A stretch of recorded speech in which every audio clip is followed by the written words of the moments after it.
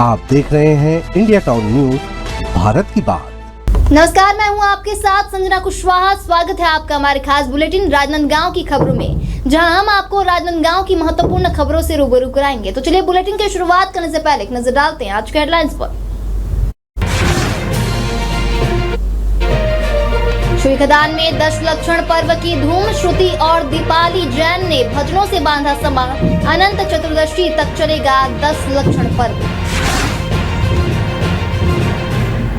अयोध्या के लिए तीर्थ यात्रा पर रवाना हुई ट्रेन। केंद्रीय मंत्री राजेश अग्रवाल ने दिखाई हरी झंडी। यात्रा को सफल बनाने के लिए विशेष इंतजाम। श्रीखदान में मौसमी बीमारियों का कहर। अस्पताल में मरीजों की भीड़। इलाज में लापरवाही से नाराज मरीज।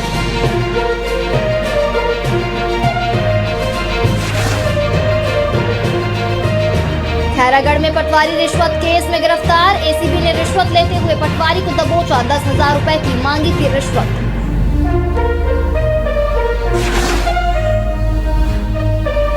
नक्सल पीड़ित परिवारों ने लगाई गुहार। राजनांदगांव में आईजी कार्यालय पर भेंट। 3 जिलों के परिवारों की पुनर्वास मांग। सरकार से जल्द कार्रवाई की अपील।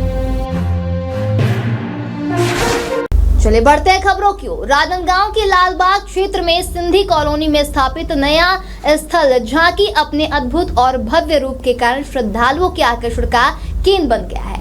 जहां इस स्थल झांकी में प्रभु श्याम खाटू की दिव्य झांकी सजाई गई, जिसे देखने के लिए क्षेत्र के लोग दूर दूर से भी श्रद्धालु पहुंच रहे हैं। स्थल झांकी की भव्य सजावट और प्रभु श्याम की झांकी को देखकर भक्तजन बेहद खुशी व्यक्त कर रहे हैं। वहीं स्थानीय निवासियों के अनुसार इस झांकी की स्थापना से क्षेत्र में धार्मिक उमंग बढ़ी है और भक्तों के लिए यह स्थल आस्था का प्रमुख केंद्र बन गया है। स्थानीय प्रशासन ने भी इस स्थल की सुरक्षा और व्यवस्था के लिए विशेष इंतजाम किए हैं, ताकि सभी श्रद्धालु बिना किसी परेशानी के दर्शन कर सके। इसके अलावा इस धार्मिक आयोजन से आसपास के छोटे बड़े बाजारों में भी व्यापार को मजबूती मिली है। नक्सल प्रभावित 3 जिलों के पीड़ित परिवारों ने राजनांदगांव आईजी कार्यालय पहुंचकर अपनी मांगों को लेकर सरकार से गुहार लगाई है। जहां ये परिवार मानपुर, राजनांदगांव और खैरागढ़ जिलों से है। पीड़ित परिवारों ने आईजी कार्यालय में उपयुक्त कार्रवाई कर नीति का लाभ जल्द से जल्द दिलाने की मांग की है। उनका कहना है कि इस सहायता से वे आर्थिक और सामाजिक रूप से मजबूती पा सकेंगे और भविष्य में बेहतर जीवन यापन कर पाएंगे।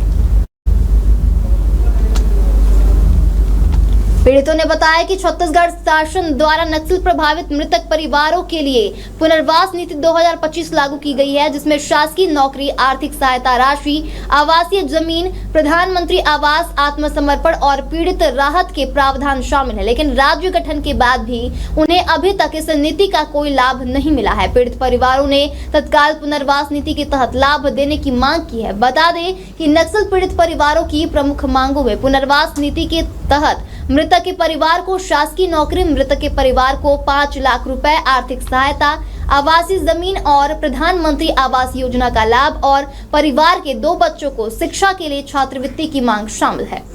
यहाँ सर छत्तीसगढ़ शासन अभी जो सर 2025 में एक नई नीति बनाई है, जिसमें नक्सलवाद से पीड़ित परिवार को नौकरी, आर्थिक सहायता राशि, मकान, शिक्षा, रोजगार देने का प्रावधान रखा है सर, जिसका नियम 120 दिन में जिला स्तर में देने का ही प्रावधान रखा गया है। लेकिन हमारे जिला में 120 दिन जो नियम था सर वो तो निकल गया, लेकिन हमको कुछ हाथ में मिला नहीं।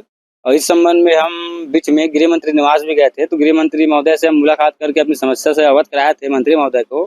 मंत्री महोदय कहना था कि मैं 2 दिन के अंदर जो भी कागज रायपुर पहुंची है उसका मैं निराकरण करके भिजवा दूंगा बोल के। लेकिन सर अभी 15 दिन हो गया, हमारा जो कागज अभी तक आया नहीं है। तो वहाँ से बोले थे कि एक बार आप आईजी साहब से मिल लो, वहाँ जो भी तुम्हारा समस्या बताना बोल के। इस संबंध में आज हम लोग यहाँ आए sir.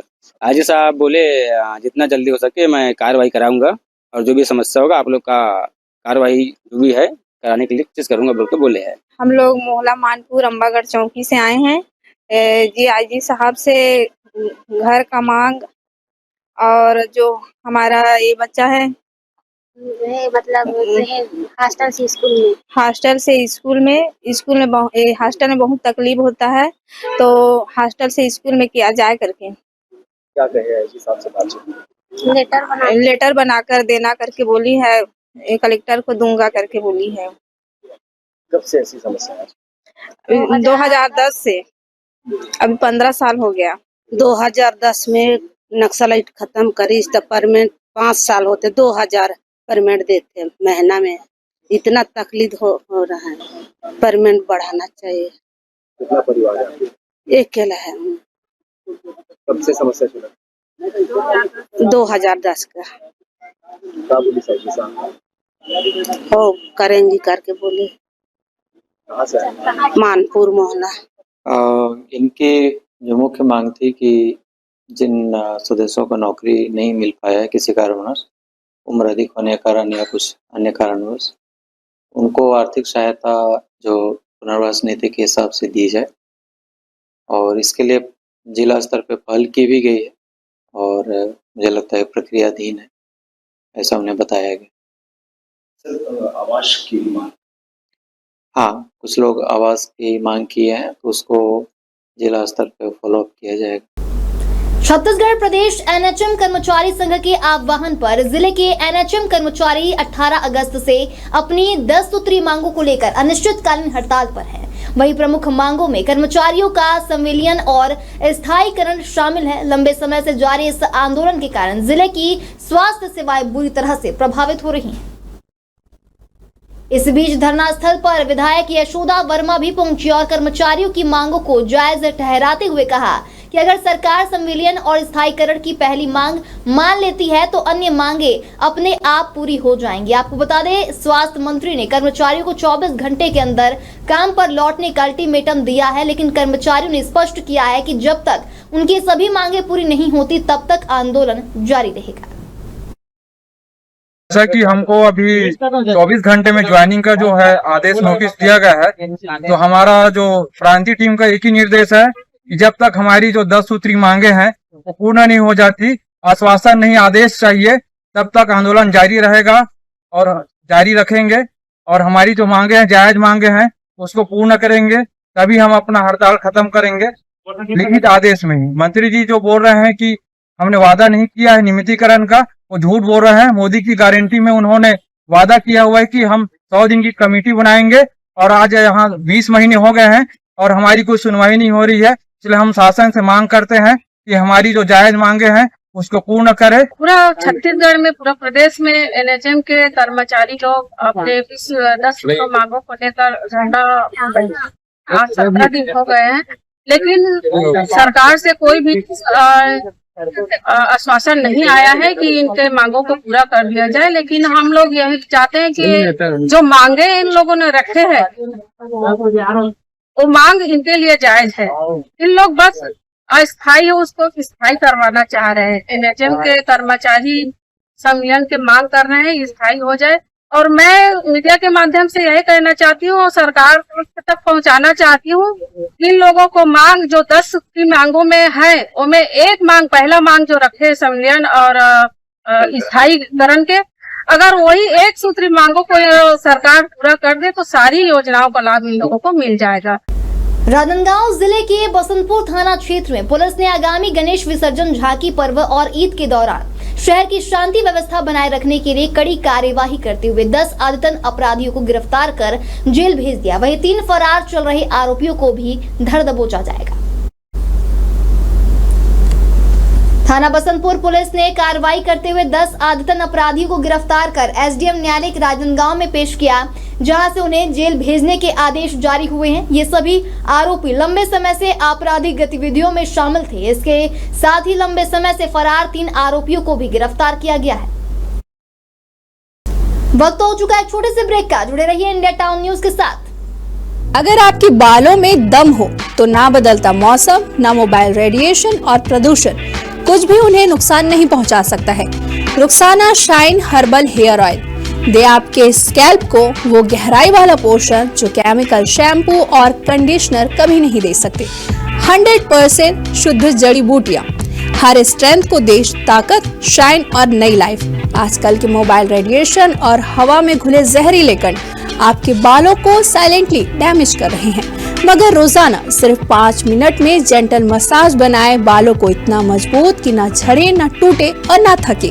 Because you are hair deserve true healing. Rukhsana herbal beauty product Amazon, Meesho और फ्लिपकार्ट में भी उपलब्ध। ब्रेक के बाद स्वागत है आपका इंडिया टाउन न्यूज में। चले बढ़ते हैं खबरों की ओर। गणेश उत्सव के उपलक्ष्य में हर वर्ष निकाली जाने वाली गणेश झांकियों की प्रतियोगिता में उत्कृष्ट प्रदर्शन करने वाली समितियों को अब उनका प्रतीक्षित सम्मान मिलने जा रहा है। जहां विधानसभा अध्यक्ष डॉक्टर रमन सिंह ने आयोजित एक विशेष समारोह में पिछले वर्ष की झांकी प्रतियोगिता में प्रथम, द्वितीय और तृतीय स्थान प्राप्त करने वाली समितियों को पुरस्कार स्वरूप चेक प्रदान किया।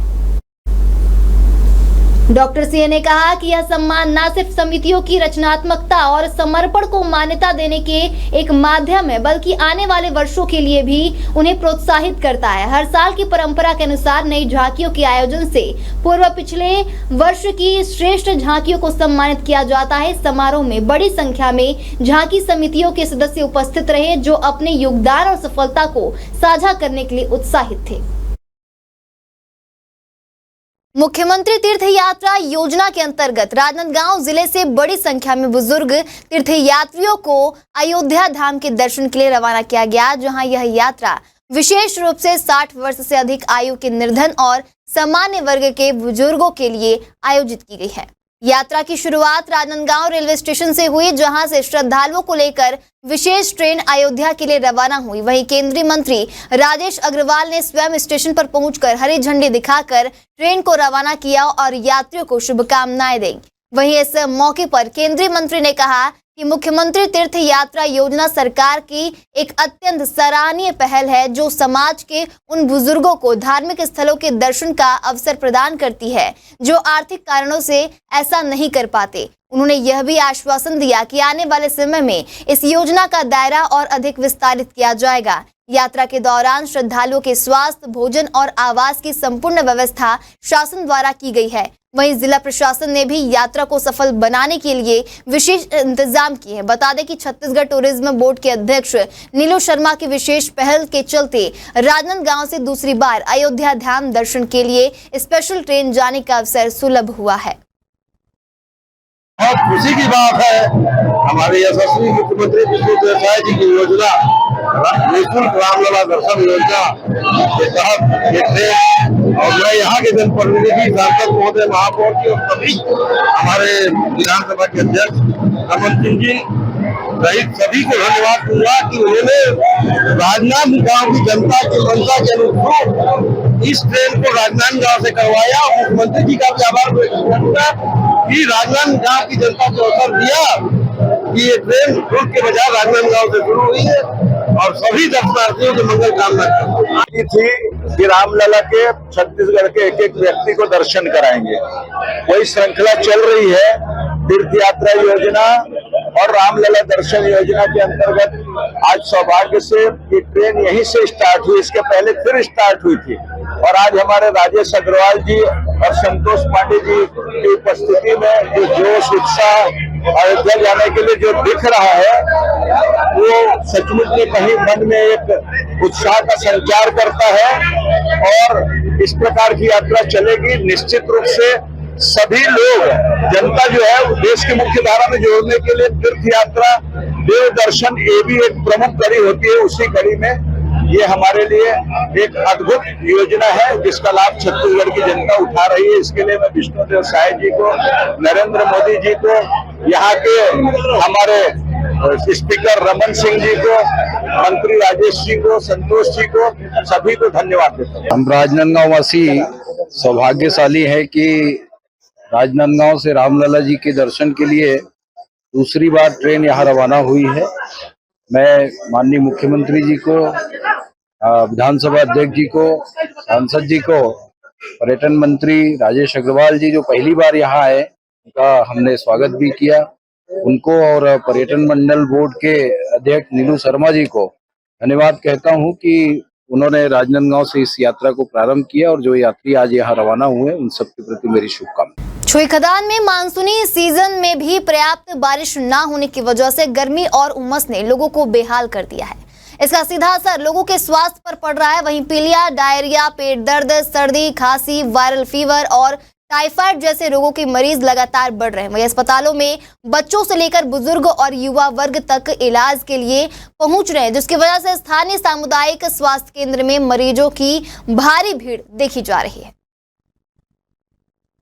लेकिन इन सब के बीच लोगों का आरोप है कुछ मामलों में समुचित इलाज नहीं मिल पा रहा है, जिससे नाराजगी भी बढ़ रही है। इसी दौरान छुईखदान सामुदायिक स्वास्थ्य केंद्र को नए भवन में स्थानांतरित करने की प्रक्रिया भी शुरू हो चुकी है। हालांकि बीएमओ ने भरोसा दिलाया कि इससे मरीजों को किसी तरह की असुविधा नहीं होगी। बता दें कि मुख्यमंत्री के खैरागढ़ आगमन के दौरान भाटापारा में नवनिर्मित भवन में नए सामुदायिक स्वास्थ्य केंद्र के संचालन का शुभारंभ किया गया था। अब पुराने बस स्टैंड के पास स्थित अस्पताल को वहां स्थानांतरित किया जा रहा है।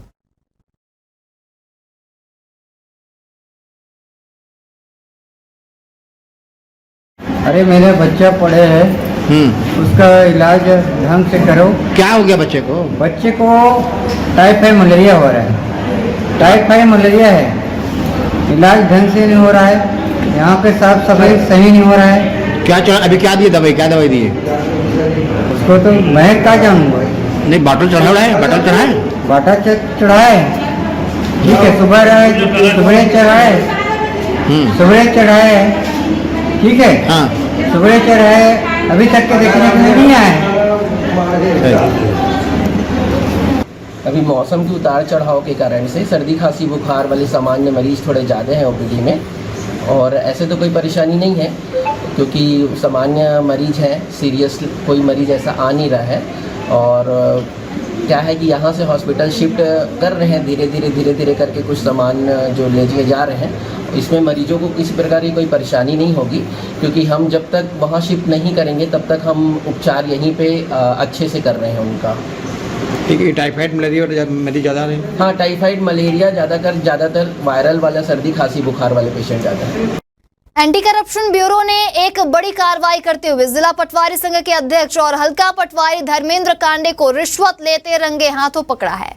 आपको बता दें, आरोप है कि कांडे ने ग्राम डोकरा भाटा के किसान भागचंद कुर्रे से पर्चा और फौती उठाने के नाम पर 10,000 रुपए की रिश्वत मांगी थी।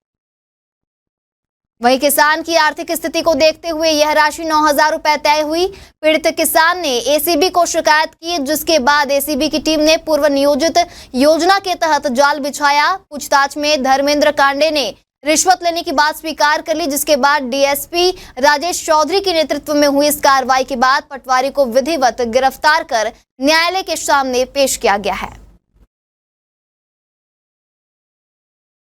फाइबर हाँ, और 2 जगह नापे के लिए हाँ, लेकिन मैं कई 9,000 दे हूँ। पैसा कब दे आप? आज दे। अच्छा, कते की डिमांड कर रही से? 10,000 बोले रही से, लेकिन 9,000 में मानी से। 9,000 में मानी से? ओकर बाद का प्लान करे आप? आप प्लान पैसा दे दे सर। अच्छा, एसीबी टीम पैसा ले पहले बता दे रहे, सूचना दे दे रहे हैं सर। ओकर बाद जाके अपन आगे का काम के लिए आप पैसा मांगे रही से? फाइबर और 2 जगह नापे बार। अच्छा, आपके का नाम है? पूरे। और पटवारी का नाम है लक्ष्मण धर्मेंद्र। कहानी तो आप 1 मिनट, कहानी तो भैया। अब ये घटना कहाँ पकड़ी? कहाँ ऑफिस में पकड़ी से? वहाँ से कलेक्टर ऑफिस मीटिंग करी, यही दे रहे पैसा यही दे रहे हैं। उसमें तो ये मीटिंग चला गया कलेक्टर ऑफिस, फिर कलेक्टर ऑफिस के सामने। राजनांदगांव के भरकापारा वार्ड नंबर 26 में एक मकान में अचानक आग लग गई। आग इतनी भयानक थी कि मकान के अंदर रखा सारा सामान पूरी तरह से जलकर खाक हो गया। वहीं सूचना मिलते ही पुलिस और दमकल की गाड़ियां मौके पर पहुंची और आग बुझाने का प्रयास किया, लेकिन तब तक बड़ा नुकसान हो चुका था। फिलहाल आग लगने के कारणों का पता नहीं चल पाया। स्थानीय लोग और प्रशासन स्थिति पर नजर बनाए हुए हैं और आग से हुए नुकसान का आकलन किया जा रहा है। पुलिस मामले की जांच कर रही है और जल्द ही आग लगने के कारणों का खुलासा होगा।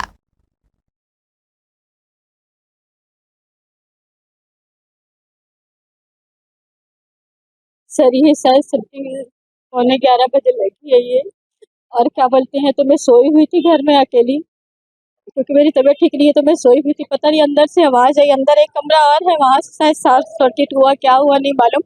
आग आया और एकदम मेरे पैर के पास में गिरा एकदम से, तो मैं एकदम भर से उठी और तुरंत मैंने आसपास आवाज दी और भैया लोग आए, बत्ती की बिजली जो है उसको बंद की और मैंने तुरंत 112 में कॉल किया फायर ब्रिगेड के लिए, और आए और सब जल गया सर। मतलब कुछ भी नहीं बचा, मेरा एक गिलास नहीं बचा, पूरा घर जल गया। मेरा 2 अलमारी था, वॉशिंग मशीन था, 2 कूलर था, पंखा था, 2 टीवी थे, पूरा मतलब पूरा गद्दा, पूरा एक कपड़ा भी नहीं बचा है। एक तो पानी पीने भी गिलास नहीं है, सब जल गए। मौके पे मैं पहुंचा, तुरंत तत्काल मेरे फोन आया यहाँ से, मैं देखा आग बहुत ज्यादा मात्रा में फैल गया था। तुरंत फायर ब्रिगेड को फोन किया, उन लोगों ने भी बहुत मेहनत किया। इधर उधर पंडाल के कारण आने में थोड़ा 10 मिनट लेट हुआ, मगर आ गया, काबू पा लिया आग पे। अब जो सामान अंदर में बहुत नुकसान हुआ है, जला है, गरीब लोग हैं इन लोग, और नुकसान का तो अब नहीं बता सकते कितना नुकसान हुआ है और क्या चीज के कारण आग लगी है भी नहीं बता सकते अपन। राजनांदगांव से खैरागढ़ जाने वाला ओवरब्रिज की स्थिति को लेकर कांग्रेस पार्टी ने नगर निगम कार्यालय के सामने 2 दिवसीय धरना प्रदर्शन किया, जहां प्रदर्शन के दौरान कांग्रेस कार्यकर्ताओं ने मांग की है कि इन खतरनाक ब्रिजों का शीघ्र निर्माण किया जाए, जिससे आमजन की सुरक्षा सुनिश्चित हो सके। इस बीच धरने के अंतिम दिन कार्यक्रम में पूर्व उप मुख्यमंत्री एवं स्वास्थ्य मंत्री टीएस सिंहदेव ने उपस्थित होकर राज्य सरकार पर जमकर निशाना साधा। उन्होंने कहा कि पूर्व मुख्यमंत्री डॉक्टर रमन सिंह के कार्यकाल में इस क्षेत्र की घोर उपेक्षा हुई है। कई लोगों ने इस ब्रिज पर जान गंवाई, लेकिन भाजपा सरकार ने कभी संज्ञान नहीं लिया। अब भी हालात वैसे ही बने हुए हैं। कांग्रेस नेताओं ने आरोप लगाया कि भाजपा सरकार के समय जनता की सुरक्षा को नजरअंदाज किया गया। प्रदर्शनकारियों का कहना है कि लगातार हादसों के बावजूद ब्रिज निर्माण को लेकर कोई ठोस कार्रवाई नहीं की गई है।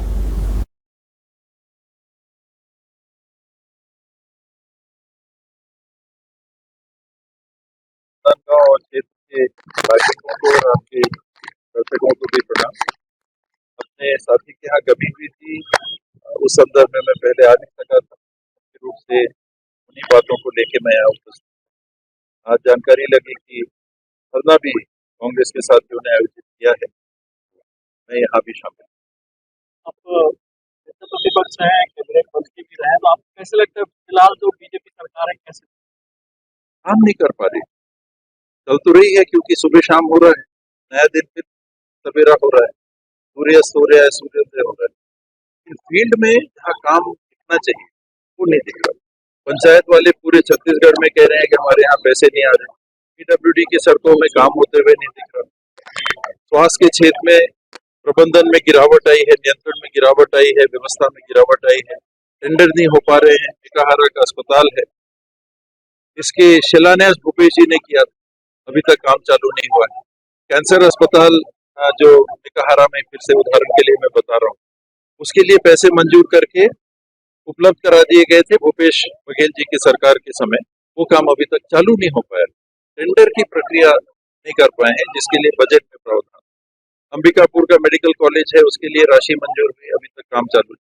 मैं गिनाऊंगा तो आपके यहाँ से लेके वहां तक, यहाँ का एस्ट्रोटर्फ अंतर्राष्ट्रीय स्तर का, राष्ट्रीय स्तर का यहाँ टूर्नामेंट हुआ करता है। लोग बड़े उत्साह से यहाँ आना चाहते हैं। आज स्थिति ये है कि एस्ट्रोटर्फ की स्थिति ऐसी है कि टूर्नामेंट नहीं कराया जा सक रहा है, उस स्तर का टूर्नामेंट नहीं कराया जा सकता। एक एस्ट्रोटर्फ के मैदान के रखरखाव स्पीकर जहाँ के हैं, मुख्यमंत्री जहाँ के हैं, उस शहर में अगर नहीं हो सक रहा है तो सरकार की गति क्या है, आप इससे आगे लगा सकते हैं। हमारे खास बुलेटिन राजनांदगांव की खबरों में फिलहाल इतना ही। तमाम खबरों के लिए बने रहिए इंडिया टाउन न्यूज के साथ। नमस्कार।